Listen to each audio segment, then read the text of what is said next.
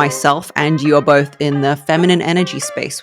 How would you summarize feminine energy? Because I get this question a lot. Yin and Yang, right? We all have yin and yang. It's more about the experience rather than the end result. There's so much beauty in enjoying the journey. Why do you think women are leaning back into it or wanting to know about it when in the previous years we've been girl bossing it? I think it's because there's so many women that are just burnt out. And then they get to where they want to go and then they realize, oh wait, I'm not actually that happy. A lot of guys are enjoying themselves, playing golf on the weekends, relaxing, and women are running around trying to run their homes, run their families. A woman's journey is learning how to surrender and learning how to experience pleasure. And I feel like a man's journey is learning how to take on responsibility. Girl, I got goosebumps. Today, I want to welcome Jillian Guerin on the podcast. I'm so excited to speak to you because myself and you are both in the feminine energy space. We talk about it a lot. And if you go on YouTube and you type in feminine energy or how to level up or how to glow up, anything, you come up, my love. So you are the person I want on this podcast. Thank you for coming on. Thank you. Thank you so much for having me. I'm excited to be here. Amazing. I would like to first ask you a question that I've wondered about myself. Why do you think this conversation about feminine energy is so in the zeitgeist at the moment? Why do you think women are leaning back into it or wanting to know about it when in the previous years we've been girl bossing it to the max? I think it's because there's so many women that are just burnt out. Like there are so many women who have, like you said, been girl bossing it.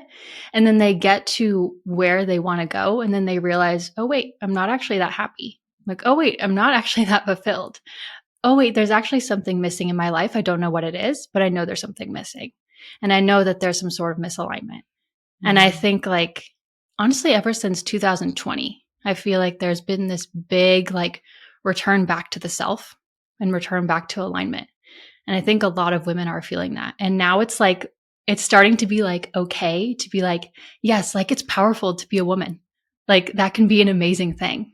When you yourself started on this journey, how did it begin for you? How did you discover feminine energy and what led you to it in your personal life? Yeah, so mine's kind of a roundabout story. So in my early to mid 20s, I developed some health issues and like some autoimmune issues and just other things like hormonal problems and acne and really low libido and all those kind of things. But especially the autoimmune issue, I had interstitial cystitis, which is like an autoimmune of the bladder. And it was just miserable. Like I was miserable every single day. And it got to the point where I was like, okay, something needs to change. Like this is just terrible. And so, unfortunately, Western medicine couldn't really help me with a lot of my issues. So I turned to more of the holistic and natural path. And I kind of discovered the power and the beauty of food and food is medicine. And so first I went down the whole rabbit hole of, okay, like I learned how to like cook for the first time and I learned about nutrition and all of that. I like studied all of these nutrition books. And then I realized through my wellness journey, I'm like, oh, wait, mindset is so important too. Like I'm missing that part of it. And then I started digging into all of that. And that led me to, manifestation. And then a roundabout way that led me to feminine energy. And I stumbled upon this topic of feminine energy. And immediately when I heard it, it just like clicked for me. I was like, oh, this is something that's missing in my life. Like this is why I have not been feeling like my best self. Like it's not just food. It's not just that, oh, my sleep isn't good enough. It's like when it comes to wellness, there's such like an alignment piece that's there where if you're just misaligned in your life, then you're going to feel it in your body. And like, especially as women, I feel like we pick up on that. And so for me, like all of my health issues were not just, I was in my masculine energy, but my being misaligned and being in my masculine energy all the time, it wreaked havoc on my body. And it was part of the reason I realized later on that that's why I was having so many struggles. I'm not an expert in the hormone area like I think you might be and all these things, but I know a lot of the masculine energy driving towards goals, achieving can spike your cortisol. Am I right in thinking that? Or what are the symptoms of masculine energy and health issues that you might have when it's too abundant in your life and you're not tapped into your feminine? What would a woman notice? I think a big one is in general just burnout, Yeah. like feeling burnt out every single day, tired every single day, chronic fatigue. Like feminine energy is that life force for women, right? Mm. Like, so if you don't have that, then you're going to feel really burnt out, tapped out, not inspired, not creative. You're going to lack that whole part of it. And then, like you said, yes, of course, it can spike cortisol and that can wreak havoc on your hormones as well. And like, as women, we do not follow the same hormonal cycle as men. Like, we do not wake up and feel the exact same way every single day. We are sort of a new person throughout our 28-day-ish cycle. And you can either see that as something that makes life difficult or something that makes life exciting and something that you can like ride the wave instead of trying to fight it. So, if you're a woman trying to tap into her natural cycle and rhythm, now that you've mentioned the food aspect, what would you suggest someone does? They're burnt out, they are doing too much, and they are just feeling completely unaligned. What are the things that you suggest, having not met this person? Obviously, you can't diagnose them. Yeah. Well, I think something specifically like with hormones specifically is cycle syncing, Mm, which if you haven't heard of cycle syncing, it's basically just starting to live your life a little bit more according to your cycle okay. and just doing the best that you can. So the best way that I like to think about it, and the thing for me that helps the most, is there are 4 different phases in your cycle. So there's the menstrual phase, then that moves into the follicular phase, and then that moves into the ovulatory phase, and then finally the luteal phase.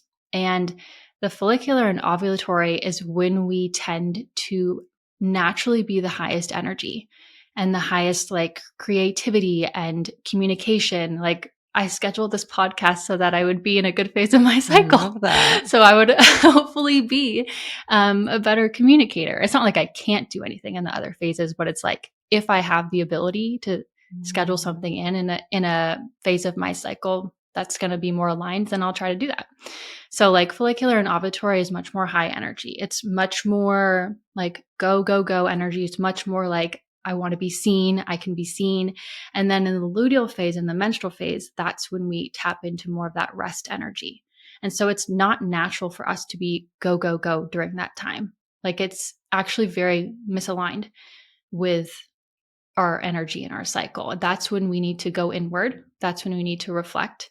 That's when we need to really listen to our intuition. That's when we need to nurture ourselves instead of focusing on nurturing other people, husband, kids, whatever. That's Mm. a time to really tune in and go inward. And when you do, you'll find that when you start the next cycle over again and you reach that next like follicular phase where your energy is higher, you're just feeling so good again. And you can give so much back to the world because you gave to yourself during those inward moments.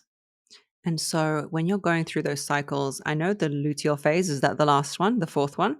That is supposed to be the Mhm. spicy one, isn't it? Women talk about that being really difficult to navigate, and you're Yeah, over. that's like the PMS, Yeah, you're the overeating PMS time. random Yeah. foods. You suddenly fallen off your diet. You've attacked your neighbor. You've like done everything wrong because you're burning yourself out. How would you advise women to like? What should they eat? How much should they sleep in all those different cycles? I'm asking this for myself. I need to know because yeah. Yeah. So, like in all the different cycles, and again, I'm not an expert on this. This is just something that Hmm. I've incorporated into my life. Hmm. But in general, like you said, the luteal phase, we tend to want to eat more. That's because our calorie intake actually, like, our calorie needs increase, Mm. not by a ton, but it actually does increase. I think it's like anywhere from 75 to 275 calories a day. I'm not sure. Mhm. That's not my expertise, but we actually do crave more food. And there's like a reason for that. We need more nourishment. Mm. So really like listening to our bodies. Like, our bodies are not stupid. Mhm. They know what they're doing.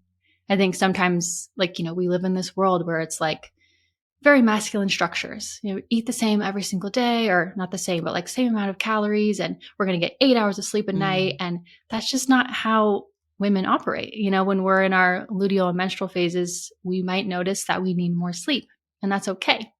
And I think it's important to just know that so that we don't beat ourselves up for it. Like, oh, I'm being so lazy. I need 9.5, 10 hours of sleep. Like, no, your body's just doing its work. And like, this is, feminine energy is creation energy. Like, it is death and rebirth. That is feminine energy. And that is what your body is Mm. doing. It's like, allow yourself to embrace that. Like, that is a beautiful part of you. How would you summarize feminine energy? Because I get this question a lot as well. What is feminine energy and masculine energy for someone who's clicked on this podcast? They've not heard of it before. They haven't watched our content. What are we talking about? I think the easiest way to describe it, especially to someone new, is yin and yang, right? We all have yin and yang. Feminine energy is the yin, masculine energy is the yang. And we all need at least a little bit of that to be well balanced, happy, whole people. But in general, women tend to naturally have stronger feminine energy. And in general, there's always exceptions, masculine energy, or men tend to naturally have more like stronger masculine energy. Mm-hmm. And the feminine energy is that yin. It's that part of you that's playful and, mysterious and creative and intuitive and listening to your emotions, listening to how you feel. It's empathetic. It's all of that good stuff, right? And then the masculine energy is all of the other beautiful stuff that we need. It's the action, it's the structure, it's the providing, it's the protecting, it's the practical nature. It's the thoughts, it's not the feelings. Mm-hmm. That's the difference between feminine energy and masculine energy. And if you are a woman and you're masculine, is that a problem? Is that a way to live, or would you encourage someone to try and delve into their feminine?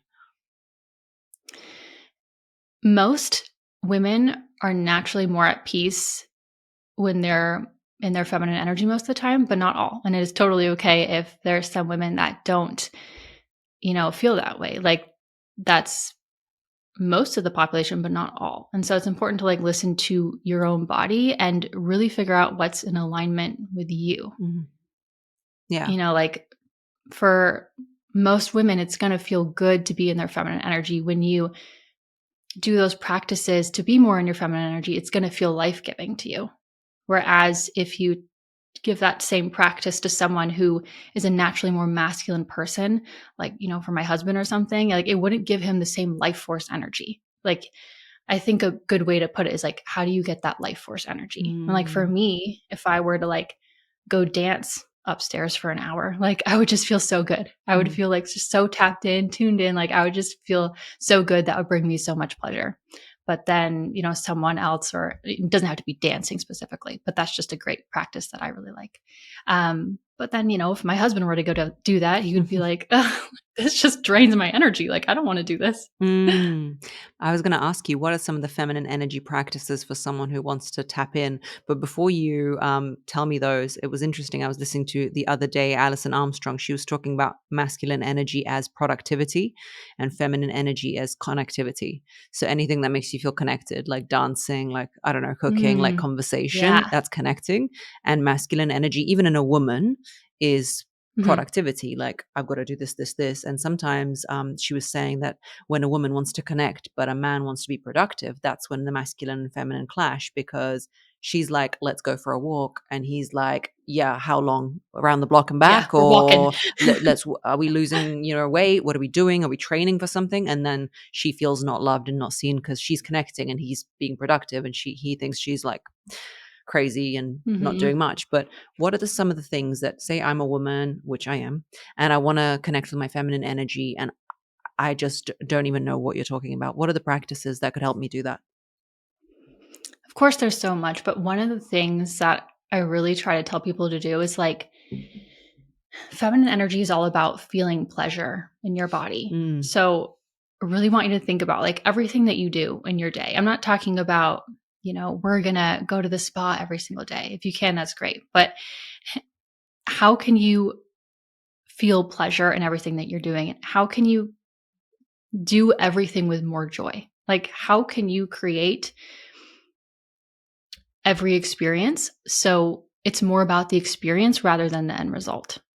Mm. Like, for example, in our society, we're all very focused on outcomes and the end result, right? And like, oh, we have this goal, we have to reach this goal. But there's also so much beauty in like enjoying the journey, right? And that is feminine energy. And it's kind of like the same thing with cooking. If you are cooking a meal, the masculine way to look at it is I'm going to cook this meal and I'm just doing this for the end result so I can have the food and eat it. And then the feminine energy is I love cooking, the joy of cooking. I get to cut up all these ingredients and put it together and create. Like it's this creative activity. And so you can do the same exact task, but with different energy, and it'll feel different while doing it. And so that's why like masculine energy and feminine energy is not just about the actions you do, it's about how you feel when you do them and the energy you do them with. And that's why it's like having a business. It's not just for men, like it's for men and women, but it's like, how do you do it? Like I really try to approach my business with that creation energy and like play. Like I get to build something, I get to create something. I get to help people, I get to nurture people, not like, oh, all I care about is this end result. All I care about is money. Like that's just not the approach that I take. And so that is what keeps me in my feminine energy.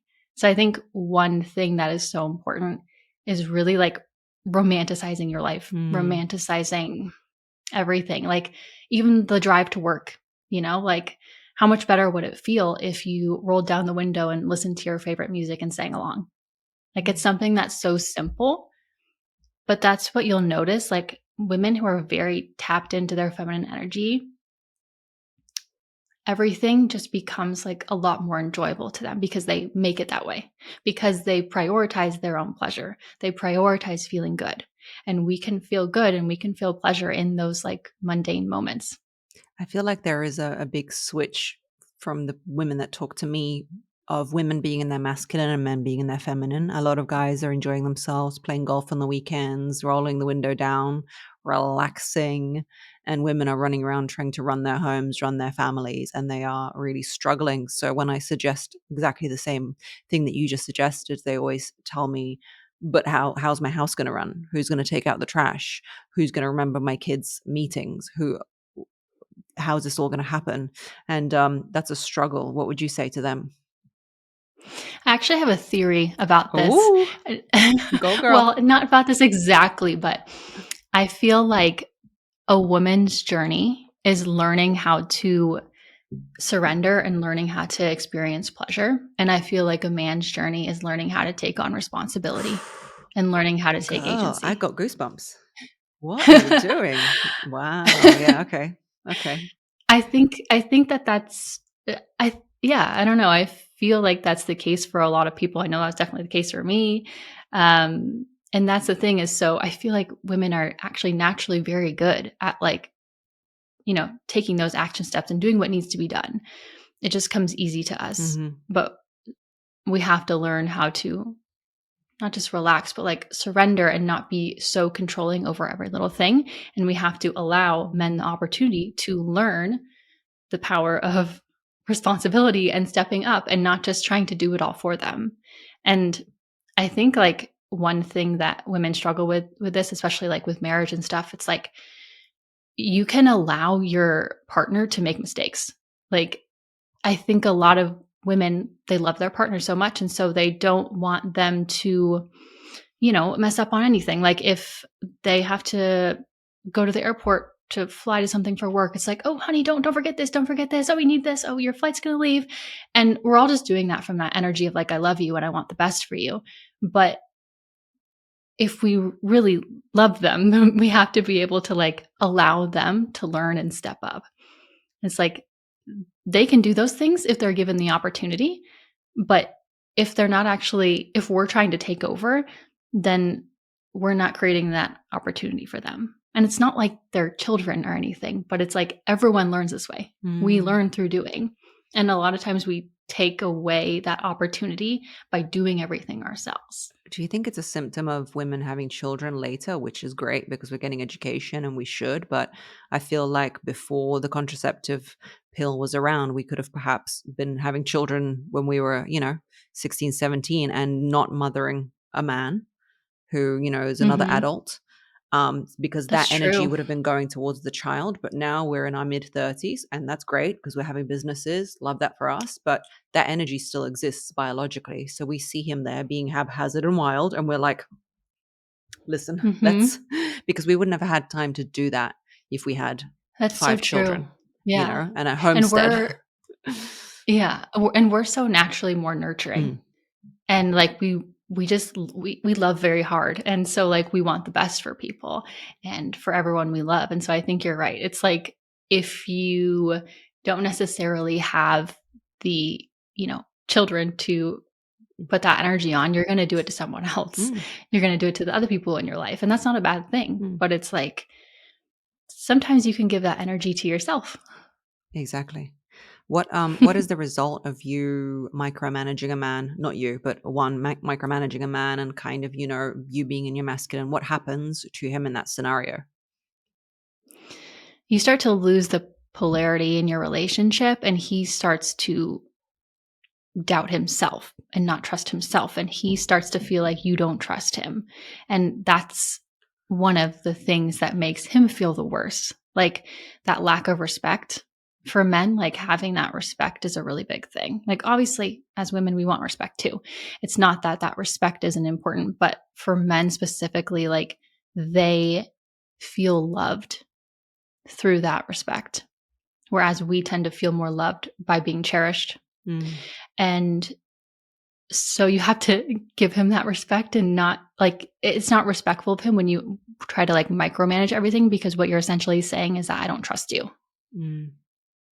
It's interesting because what women will often say to that is, why should I come down and respect him when he's not doing anything respectful? Why should I? Why should I? Why should I? Like, if I say thank him for something he's already done, they say, why should I? He doesn't thank me for doing the dishes, for example. How do you break through that cycle of feeling like you've Well, done too much already and he's just there being useless?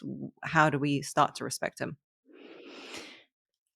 I think there's a few things here. First of all, it's more about respecting him as a person rather Mm, than, oh, you doing this specific task. Oh, you took out the trash. It's like if that was a friend of yours and they did the same thing, we oftentimes wouldn't speak that rudely hmm to our partner. Like I have done this too, for sure. And I'll still do this sometimes where I'll snap at something and it's like, oh, I would never do that if that was my friend or something. hmm But like we first of all, we just need to start talking a little bit more kindly to our partners. And even just that little switch right there, like it can change the game. Like even if you have to ask about the trash, if you speak very kindly and you're not like immediately um kind of like getting on his butt about it, like, why didn't you do this? Then that communication is just going to go so much better because you're coming at it from a loving place. And I saw this video on TikTok once. I don't know who it was, but it was so good. It resonated with me. I think it was like a more religious video, like a Christian video, but it was so good. She said, every man has a king and a fool in him, and whoever you talk to is what's going to come out. So if you talk to the king, that's what's going to come out. If you talk to the fool, that's what's going to come out. And I don't know about you, but that is so true. So true. Like, Oh my gosh. so true.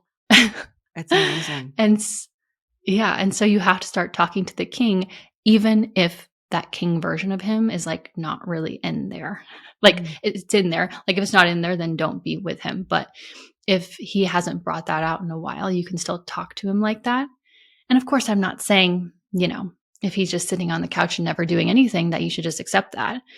That's where you really have to like listen to your intuition and, is he the right person for you? But a lot of times we know, like when we marry someone, we know that they are a good person, that they have good character, that they have a kind heart, or else we wouldn't marry mm, them. And then I think a lot of times we start to get, if we start to get tired and start to feel resentful of them if they're not doing this task. And then we just start talking to them in a whole different way. We start talking to them like the fool. mhm, And then they start becoming that. And people become who they believe that they are. mhm. And people become who people talk to them as. Like, Yeah. how do I say this? People become who people say they are. Mhm. Yeah, fully. And so when you believe in your partner, they will show up and act differently.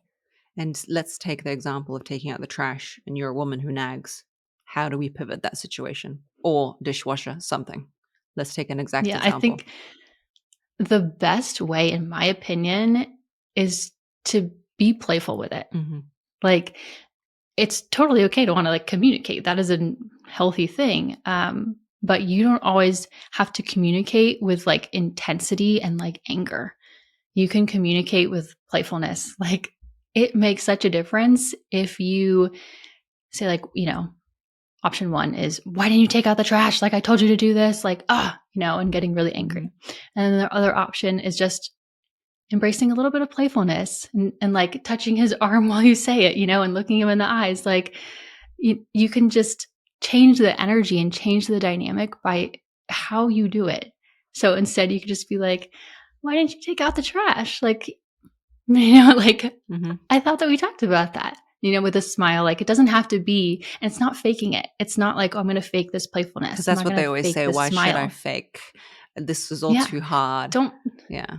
don't fake it. And like, you can allow yourself, this is kind of getting into another thing, but like, you can allow yourself to be happy and enjoy life even when not everything is perfect. Like when the trash is not taken out. Like, I think that's the thing, is like, we create these huge scenarios over little moments, and then we let those little moments destroy our energy and our life and our zest and our playfulness and our juiciness. And that's what really takes us down. It's like, we don't have to do that.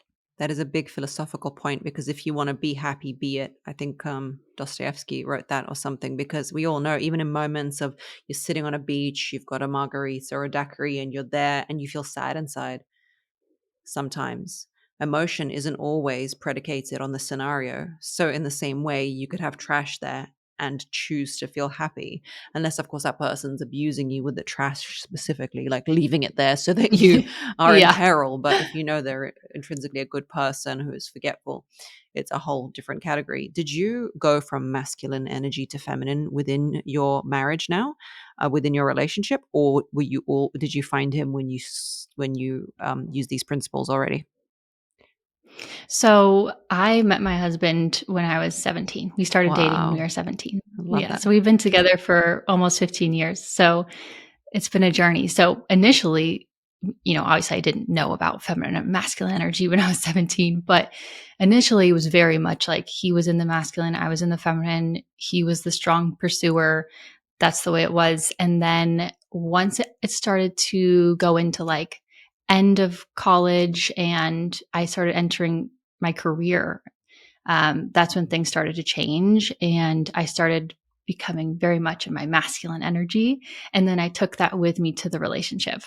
And then I Mhm. started, you know, micromanaging and bossing him around a little bit, and yeah, just coming at him with the energy of masculine energy instead of feminine energy.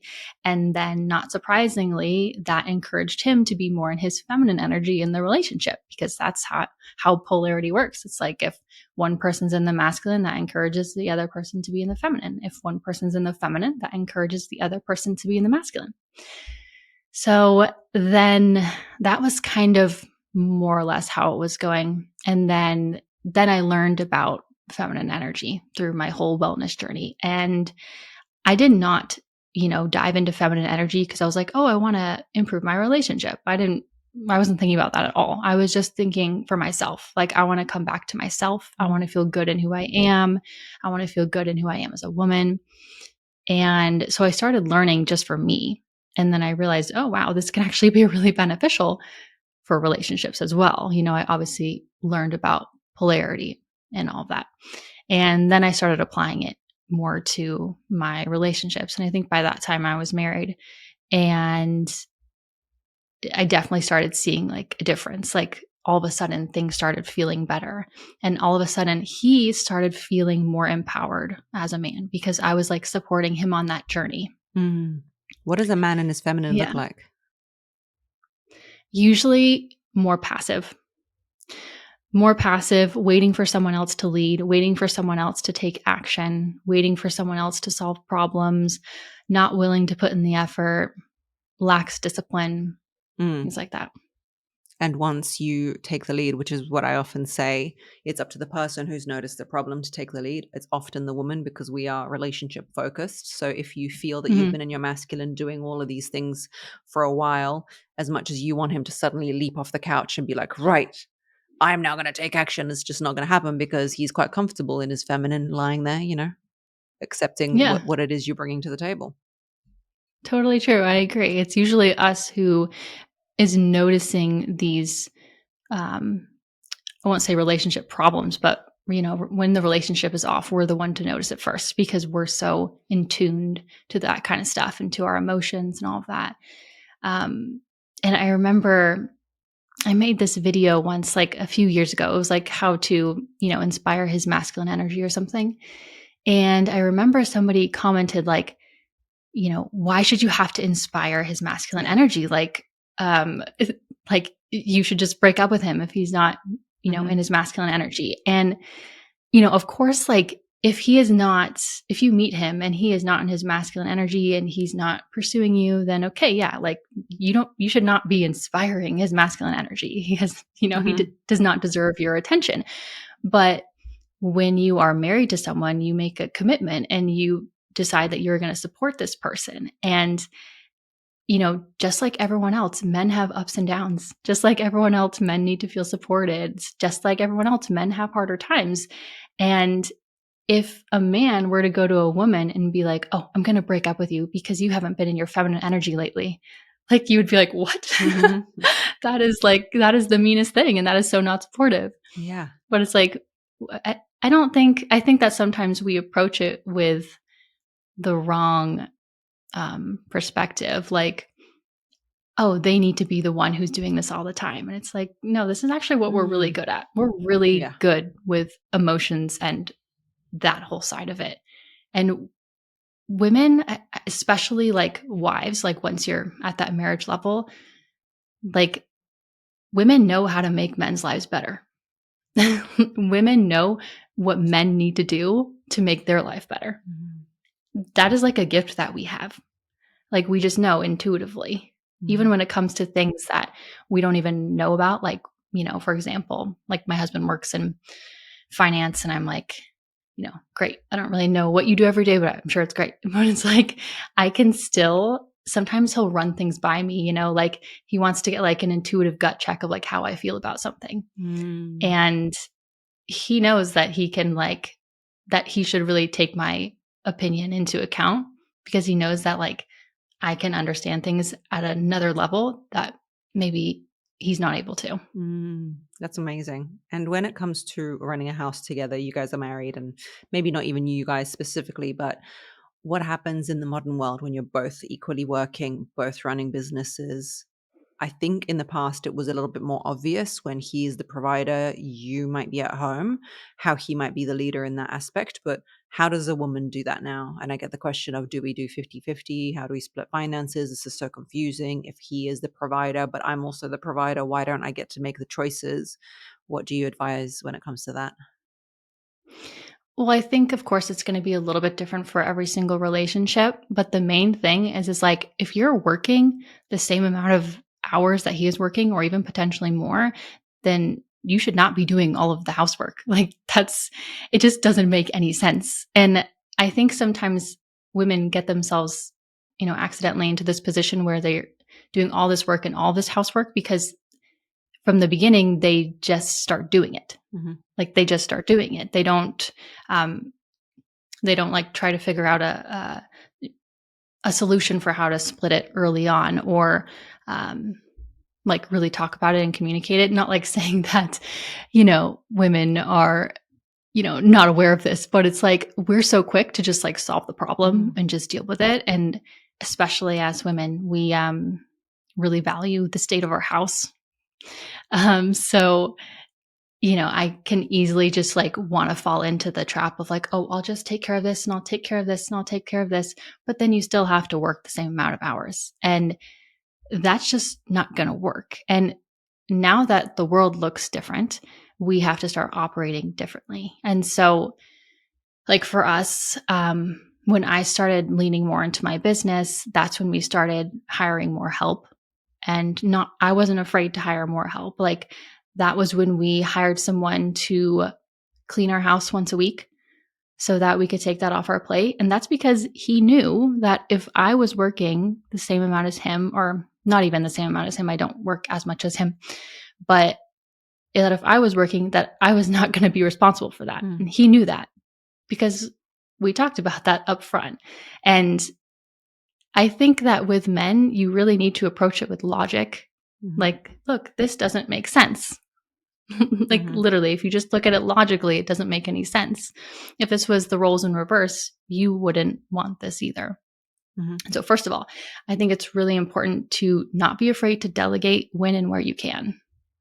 And like a lot of women and men are afraid to delegate, but delegating will definitely change the game for you. Like having someone help with your house, having someone help with laundry or something, or maybe having someone who can, or just ordering grocery delivery instead of going to the local grocery store. All of those things can really help a lot. Yeah, I can't remember what else I was And going to if say. you are both working, a big subject online is, going 50-50 and the bills. Obviously, you don't have to tell me what you and your husband do, but what do you advise women on that term? Is her money hers and his money theirs? Or what do you think about that? Obviously, it's individual, but when it comes to the feminine energy Yeah. aspect, what are we doing, girl? Tell us. Yeah. I don't think that it's like that specific of like, oh, he has to pay for everything and she can't. I think that's, I don't think that that's like needed. You can exude masculine energy even when you have no money. Like, I think that's something that we forget. Like, your husband can still be, or your partner can still be so in their masculine energy, even if you guys are having to split the bill or like having to, split the bills, the mortgage, all of that, because that's a lot of times what happens when we're married. But like he can still be the one who like, shows up to plan the dates. He can still be the one who like take the action to solve some problem. He can still be the one to protect you physically, emotionally, all of that. Masculine energy is an energy. Feminine energy is an energy. It's not so black and white, like he pays for this and then she does this. And if you get yourself in that sticky situation, if you find yourself with a partner that thinks that way, then oftentimes they're going to be like, oh, I paid for this. You owe me this. And that's not what you want either. 100%. So how do you remain in your feminine while running a business? You obviously run this as a business. How do you make sure that it doesn't burn you out? There's a few different things. One is that I try to work with my cycle and with my energy. So I try to do more things when I'm in my follicular and ovulatory phases. And then I give myself permission to do less in my luteal and menstrual phases. That's definitely a big one for me. And then also, like, in general, I just let my days look very different. So I don't work like 9 a.m. to 6 p.m. Sometimes I will work a really long day. And then the next day I'll wake up and only work 1 or 2 hours. I really just try to follow my own body and like what it's telling me to do and follow my own creativity. And in general, that usually ends up working out for me. There are some times where it's like, oh, there's a deadline here that I have to hit or whatever. Then I'll just push through and do it. But I also think what's really important is like the nature of your business. If you have a business that you actually like hate, you're just doing it for the money, then it's always going to feel like this task to be done and like, oh, this drain. Whereas if you have a business that's like connected to your passion, your purpose, or if you have a business that allows you to be creative in the way that you like to be creative, like then that completely changes it. Then it's not just a business. It can be like your baby. It's like this, it's just so much more than that. Like my business, I don't see it as like work. When I'm working on it, I don't say, oh, I'm going to go work. I say, oh, I'm going to film a YouTube video. Oh, I'm going to plan for a YouTube video. Oh, I'm going to make a new lesson in my course, or I'm going to make a new digital product, or, oh, I'm going to make my thumbnail. I never say I'm going to work because even just the word itself, like we've conditioned it to feel like, draining. Like this isn't what feels good, So even just like the way you look at it and the way you perceive it, it can just change everything. 100%. Tell me about your YouTube journey. When did it start to resonate with you that people wanted this type of content? And tell me about your growth as well, because your videos are amazing. Thank you. I started in the fall of 2020. So it's been about 4 years now. And it's interesting because I initially went on and I was like, oh, I'm going to talk more about wellness related things because I was doing a little bit of health coaching before that and helping women specifically a little bit more with their hormones and things like that. And I was like, great, I'll make some YouTube videos. I had no like real big intentions or aspirations with it, honestly. I would just felt called to doing it. I just wanted to educate. One of my favorite things to do is just learn and then teach what I learn. And so I was like, let's just do it. And so I got on there, and my third video, I decided to do about feminine energy. And it was still kind of new at the time. Like in 2020, I was on TikTok a little bit more then. And I would talk about cycle syncing. And then I would also talk about feminine energy. And people would be like, what is this? Like it was kind of in the earlier days of feminine energy. They were like, is this purity culture? Like, what is this? So I was a little bit nervous to do a video on feminine energy on YouTube, but I did that. And that was my third video. And, of course, my videos in the beginning were getting like, very little views, like 20 views or something. And then that feminine energy video, it started growing steadily. It was being, it was in like the search when people would type in feminine energy. It would come up. And so that one started growing steadily. And I was like, oh, wow, people actually want to hear about this. Like, it's so funny because the one thing that I really wanted to talk about was the one thing that really resonated with people. That's and your I felt like intuition that was as a well. sign. Yeah. Mm-hmm. Similar journey with me. Not that I'm going to go into it, but I went on TikTok just to talk about women's coaching, like in all aspects and areas. And everyone started talking about, well, what about feminine energy? Oh, what you're saying is feminine energy. I'm like, okay, cool. Let's call it that and keep talking about it. You know what I mean? But it's just almost like aligning what it is to be a woman, a modern woman, with whatever it is people are calling it. Your videos really resonate because you've got this aura about you that is very feminine. So it's very aspiring. Sometimes I get comments that I'm quite masculine in the way I talk. And I'm like, not as in like my language or anything, but I'm very like straight to the point. And I'm like, yeah, I'm masculine to you. I'm not masculine to like my husband. Okay. It's different. Yeah. When you're teaching, you can be quite in your masculine because you are forward trajectory. What is your plans for the future for your business and your YouTube channel? That's what I've been trying to figure out. I plan to keep doing YouTube. It has been growing. I definitely want to get some help to help me with that, because I really want to focus more on like creating a bit more of like my own products. I really enjoy that part of it. Like I have a course on feminine energy, and that was really fun. I want to do a full course on relationships and feminine energy specifically, especially for like married couples. That's what I really want to do. I feel like that's so needed.